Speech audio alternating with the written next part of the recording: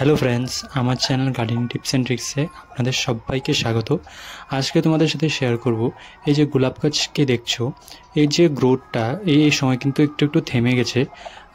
এই সময় কিন্তু তোমাদের এই গাছে কিন্তু অবশ্যই গ্রোথটাকে আনতে হবে, কারণ এই সময় যদি না আনা হয় তাহলে কিন্তু শীতের সময় কিন্তু তোমরা ভালো একটা রেজাল্ট পাবে না।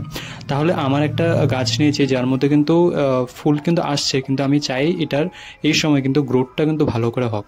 যদি গ্রোথটা ভালো করে না হয়, যে একটা অঙ্কুর হোক বলুন বা নতুন নতুন যে ডালপালা বেরোবে, সেটা যদি না হয় ভালো করে, তাহলে কিন্তু কখনোই সম্ভব না এটার থেকে একটা ভালো রেজাল্ট পাওয়া শীতের সময়, বা বলতে পারো আসছে যে শীত সেই সময়। তো তোমরা দেখতে পাচ্ছ এটা কিন্তু এখনও চারা আছে, এটা কিন্তু 1 বছরও এখনো হয়নি, হবে।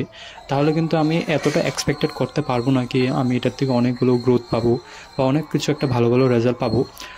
এরপরেও কিন্তু তোমরা যদি চাও যে তোমাদের গাছ কিন্তু অনেক বছর হয়ে গেছে, হয়তো অনেকজনের অনেক ঘরে আছে যে তাদের যে গাছগুলো লাগানো হয়ে গেছে অনেক বছর হয়ে গেছে, বা হতে পারে 2-3 বছর পুরনো, সেখানে কিন্তু গ্রোথটা কিন্তু ভালো করে হচ্ছে না। সেই কারণটা এবং তার যে একটা সলিউশন, সেটাও কিন্তু আমি বলবো, তোমরা ইউজ করে দেখতে পারো। আর এই যে গোলাপ গাছগুলো দেখছো, এগুলো কিন্তু এখনও সেই বড় কিন্তু হয়নি, এগুলো কিন্তু আস্তে আস্তে বড় হচ্ছে।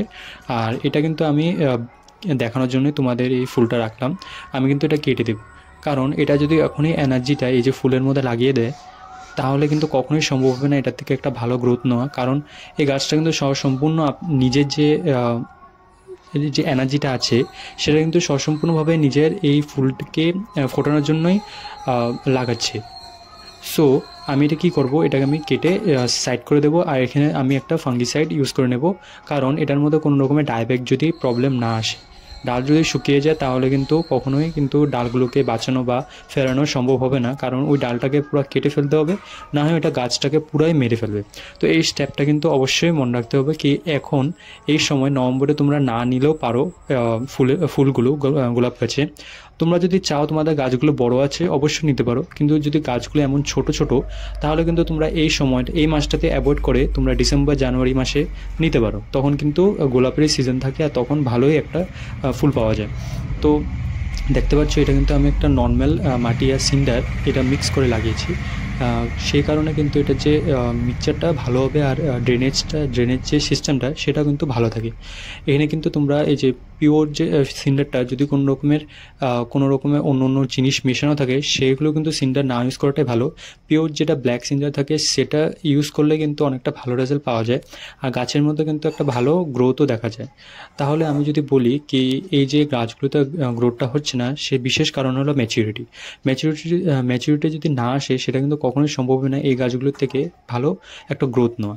আর তোমাদের যদি গাছের মধ্যে এমন গ্রোথ না থাকে অনেক বছর রাখা পরেও, তোমরা কিন্তু একটা জিনিস করতে পারো, এটার মধ্যে হিউমিক অ্যাসিড বা এনপিকে তোমরা ব্যালেন্স করে দিতে পারো, তাহলে কিন্তু এটা গ্রোথটাও মেনটেন থাকবে আর ফুলগুলোও কিন্তু সময় সময় আসবে। এই দুটো জিনিস করতে পারো। আর যদি তোমাদের গাছগুলো নতুন থাকে বা এই সময় তোমরা একটা জিনিস করতে পারো, কলিগুলো না নিয়ে এই গাছকে একটু বড় হতে দেবে, একটু পাতাগুলোকে গজাতে দিবে।